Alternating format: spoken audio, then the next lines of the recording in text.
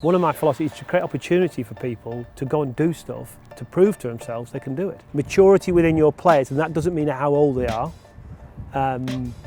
is fundamental for long-term success, I think. Winning isn't just about winning the trophy, it's seeing people achieve and do things and move through, and that's the exciting part of it. And that's really what gets me out of bed in the morning.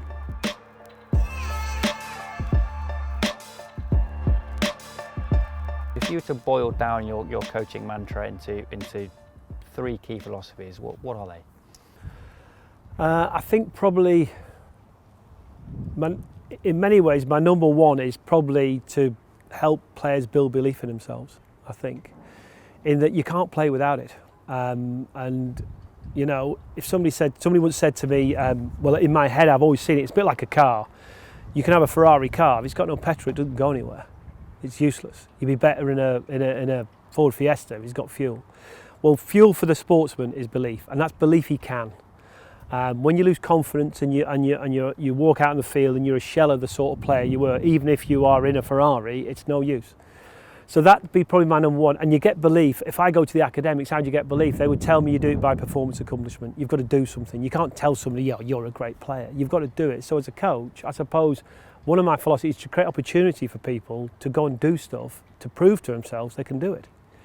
And that's in practice, a lot of it. So, you know, if I want to bowl well, if we set it up and the guy bowls 5 overs and hammers around top of off stump, we can genuinely say, listen, you know, that's the most dangerous area for a bloke to bowl. You're hitting 80% of the balls in there, mate. You're ready.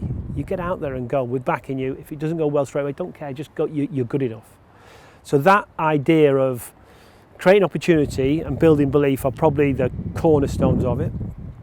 I think in any setup, I try and honesty, fairness that build trust is probably the fundamental bedrock of any relationship, and coaching's a relationship. You know, it's not a curriculum-based thing. It's not meant to be, well, we'll teach you this, this and this, and then you're going to be great. If it was, I think it'd be quite simple. It's more you deal with people are complicated, coaches can be complicated, but you've got to try and simplify things. I often say to people, top flight sport, for instance, it's basics at pace.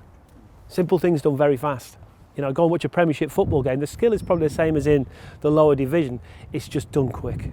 The thinking's quick, the movement's quick, and the skill level is consistent. So one of the big challenges we have with younger players is watching coaches asking for repeatability at an early age when there's no chance they should be doing that. This is about finding their edge and stuff. So basically, it can be done at the right pace, and the consistency will come later on. So I think they'd be my three. I think opportunity, build belief, and trust. As a player, which coaches inspired you, and what was it about their method that really struck a chord? Well, various coaches have inspired me in many ways, but I mean, a lot of coaching, you learn from two different things, I think. One, experience you had as a player that maybe you didn't like, and you think, I'm not going to do that because it really doesn't fit with me, that, and I think the player should whatever. But over time, you look at Johan Cruyff, Barcelona. I mean, it's just some of the things he'd said at the time, the way things set up. Those sort of coaches for me are inspirational for anybody. Players often look for different things from a coach. Classically, some prefer a rocket, where some prefer an arm around the shoulder. How do you ensure that you're able to adapt your style to give to the needs of the individual player? I think you try, I suppose, you do your best.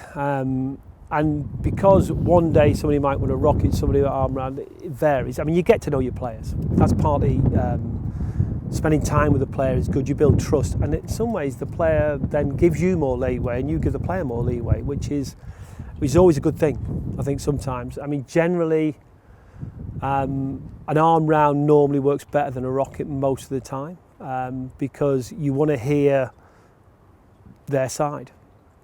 Nobody really wants to not do it right, not most of the time, in my experience. They just are, it's either through a bad habit or they're just not getting it right, and there's a reason for it, and you've got to help them find the reason and get rid of it. Where the rockets come in, it's quick. It can be quick, and sometimes in a game situation, something needs to be said maybe at tea, where you're really just trying to say, well, listen, lads, we'll sort this out at the end of the day, but now, come on, bang, we've got to move, we've got to go. But yeah, you get to know your players, I think, and they help you with that. You know, in a good setup, over time, you sort of get to know what a player needs. But often a player needs space and time to just relax, get their head straight, refocus on what it is they're really trying to do, and then get out and give it a go. So on that, is there such a thing as a self-sufficient dressing room where you get your mantra ingrained to such an extent that you can almost take a step away and allow a captain and more senior players' voices to come to the fore? Yeah, definitely. I mean, your aim as a coach is always to get that situation where the side's running itself, and you step in only if needed. And at times it depends on the people you've got in there. Take last year for us, our 2020 side, bring in Dan Christian, but also bring in 5 other international players: Harry Gurney, Alex Hales, Imad Wazim. Suddenly you start bringing all this sort of experience into a side, and then that side now is much more likely to run itself. It doesn't mean that you won't be, you're just sitting there drinking a coffee. You'll play a different role, and you'll be able to sit back a bit more. At times you need to drive a side a bit harder because of the personnel that's in it. Ideally you want self-sufficient, decision-making players who run everything themselves. It doesn't always work like that, and even on those very experienced sides, they're not always, sometimes they all need a shove every now and then. It just depends on the situation, but maturity within your players, and that doesn't mean how old they are, is fundamental for long-term success. I think it's got to come from within. Everyone's an armchair expert these days. Everyone has a view. How do you deal with that external scrutiny from the media, from members, from supporters, and are those views ever thought-provoking? Do you take anything from them, or is it best just to shut it out?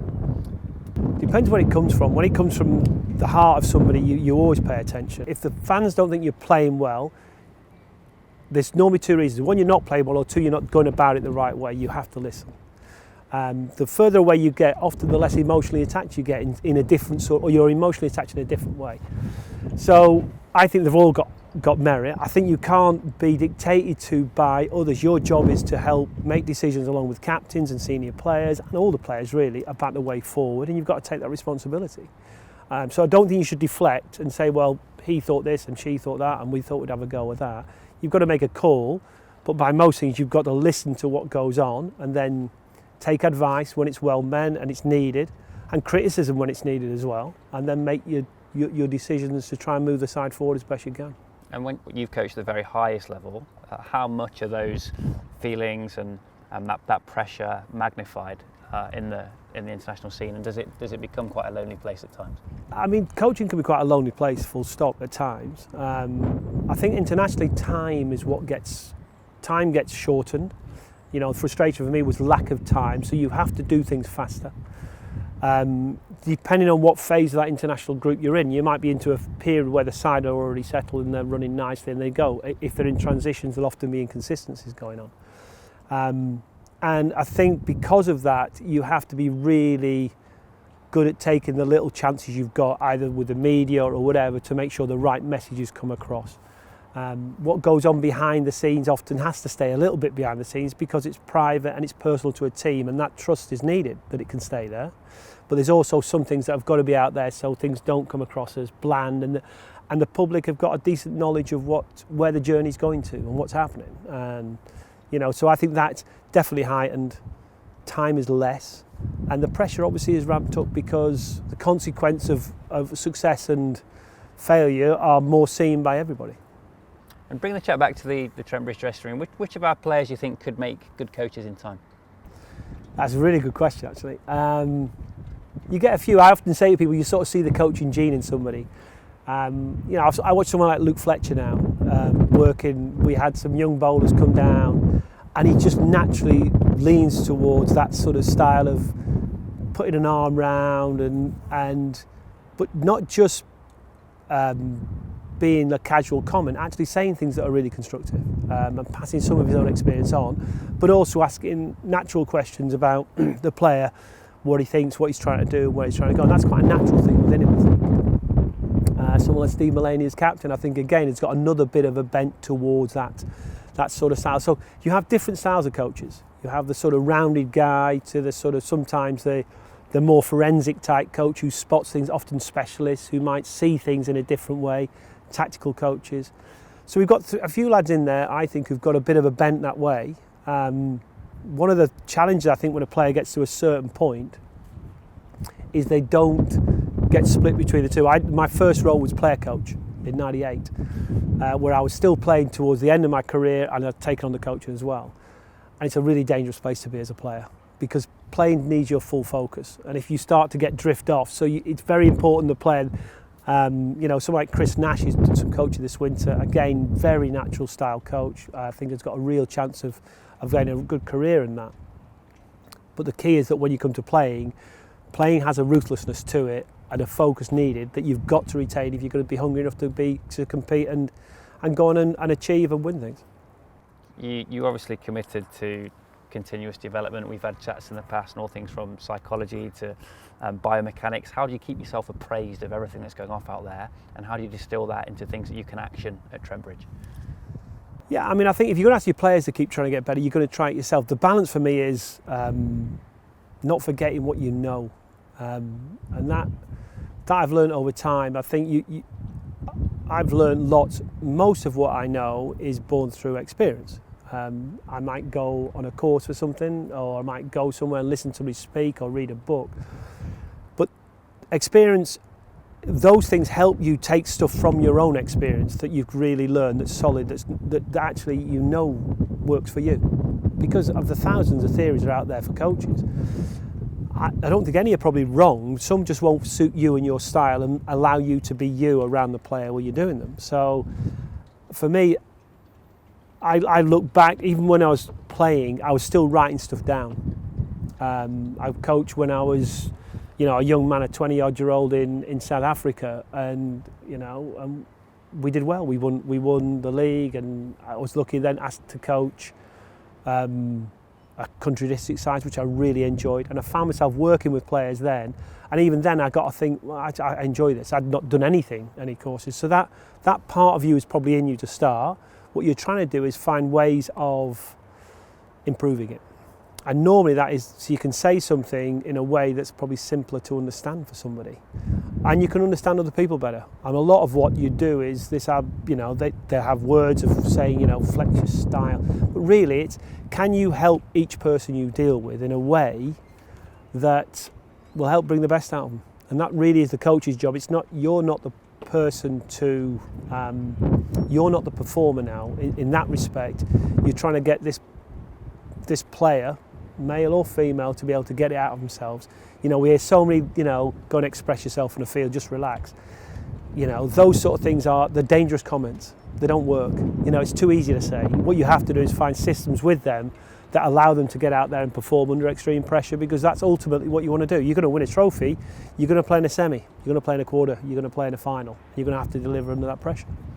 You've had notable success now with Sussex, Lancashire, England, Notts with those trophies in 2017. What coaching ambitions remain?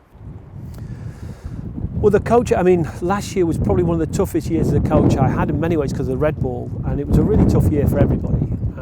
White ball was good, but this overriding thing of our red ball not playing the style that was, it certainly didn't fit with what I wanted the team to be playing like. It didn't feel it was committed enough, or it was representing enough of how we should be to represent the members. So that was tough, but that was the upshot for me. That really got me hungry again. Not that I wasn't hungry before, but it makes you have to go back, question everything you do, how we're doing it, because the game is changing fast at the moment. So what used to be, when I first started coaching, you get a group of 20 blokes, and that would be your county. You'd be together then for the winter and then build up into the summer, and you'd be together. Now, with franchise cricket, half your team is half across the world. They've got to become independent enough to understand their responsibilities to Notts. And the big difference often, I think, for Notts is we are their home. We are their place they keep coming back to. They might go and play in 2 franchise tournaments, but from there they'll come back to Notts, and that's got to feel like home. Motivation for me hasn't gone away at all. I love the game. I love dealing with people, if I'm honest. And those highs and lows of it, if anybody tells you winning and losing the same, they're lying. I'm telling you, losing's tough. It sticks on you. Winning doesn't last anywhere near as long as losing does. Losing is a hard gig. There's no doubt about that. But in some ways, it just makes the winning that's sweet. And winning isn't just about winning the trophy, it's seeing people achieve and do things and move through, and that's the exciting part of it. And that's really what gets me out of bed in the morning.